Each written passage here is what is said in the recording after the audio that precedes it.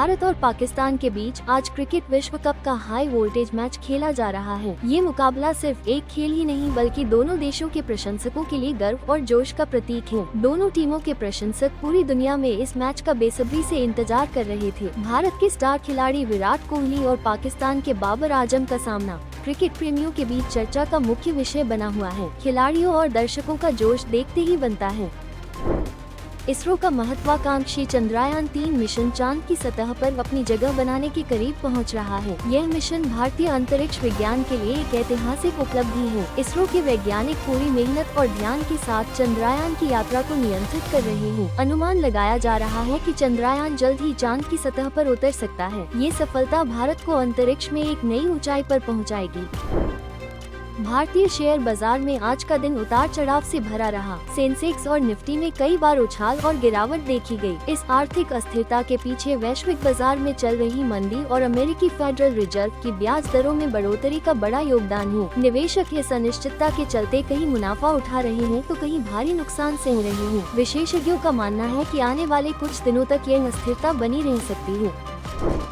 Delhi NCR में प्रदूषण का स्तर खतरनाक स्तर पर पहुंच गया है, जिसके कारण लोगों को सांस लेने में परेशानी का सामना करना पड़ रहा है। सरकार और प्रशासन लगातार प्रदूषण पर नियंत्रण के लिए प्रयास कर रहे हैं। स्कूलों में बच्चों को घर से पढ़ाई करने की सलाह दी जा रही है और कई जगहों पर वर्क फ्रॉम होम को बढ़ावा दिया जा रहा है। ये स्थिति स्वास्थ्य के लिए गंभीर खतरा है और समय पर नियंत्रण नहीं हुआ तो और भी अधिक नुकसान हो सकता है।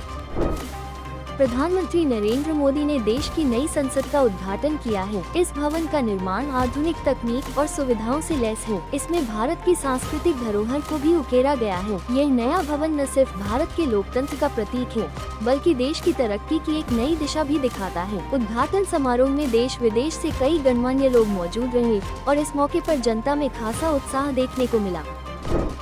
आर्टिफिशियल इंटेलिजेंस ने तकनीकी दुनिया में एक नई क्रांति ला दी है। एआई की वजह से अब हर क्षेत्र में तेजी से बदलाव आ रहा है, चाहे वो स्वास्थ्य सेवा हो, वित्तीय क्षेत्र हो या फिर शिक्षा। एआई तकनीक ने जहां कई नई नौकरियां और अवसर पैदा किए हैं, वहीं लोगों में इस तकनीक को लेकर चिंता भी बनी हुई है। ये तकनीक व्यवसायों को अधिक कुशल और तेज बनाती है, परंतु इसके साथ ही नई चुनौतियाँ भी लेकर आ रही है।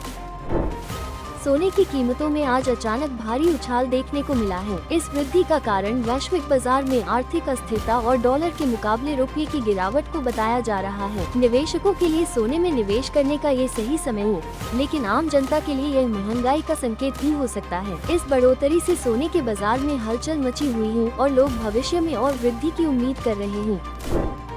भारत में डिजिटल पेमेंट ने लेन देन के तरीके को पूरी तरह से बदल कर रख दिया है। यूपीआई यूनिफाइड पेमेंट्स इंटरफेस की वजह से अब पैसे ट्रांसफर करना बहुत ही आसान और तेज हो गया है। डिजिटल पेमेंट सिस्टम ने भारत को एक नकद मुक्त अर्थव्यवस्था की ओर बढ़ाने में बड़ा योगदान दिया है। इससे न केवल व्यापार में वृद्धि हुई है बल्कि लोगों के लिए भी लेन देन करना आसान हो गया है। भारत के किसानों ने एक बार फिर से अपने मुद्दों को सरकार के सामने रखने के लिए आंदोलन की तैयारी की है। उनकी मुख्य मांगे एमएसपी, न्यूनतम समर्थन मूल्य की गारंटी, कर्ज माफी और उर्वरकों पर सब्सिडी को लेकर है। किसानों का कहना है कि उनके मुद्दों को लंबे समय से नजरअंदाज किया गया है और अब वे सरकार से सीधे जवाब चाहते हैं। आने वाले समय में यह आंदोलन पूरे देश में चर्चा का विषय बन सकता है।